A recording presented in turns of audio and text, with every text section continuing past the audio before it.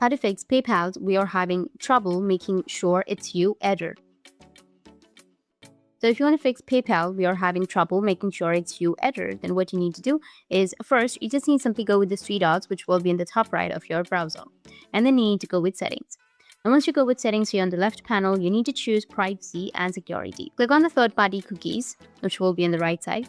Then this section, you need to see all site data and permissions. Go with bottom, click on it, or you can simply type PayPal over here on the right side.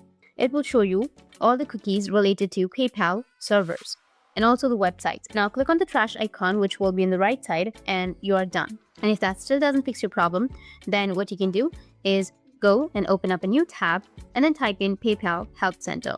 After that, you need to go with Help Center, and then you need to click on Message Us, and it will pop up a new window where you can easily type in your concern, like urgent help, we are having trouble making sure it's you on PayPal or on my personal account.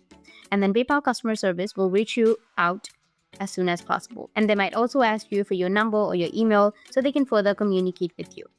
That's it. And if you have any questions, feel free to comment below. Thanks for watching.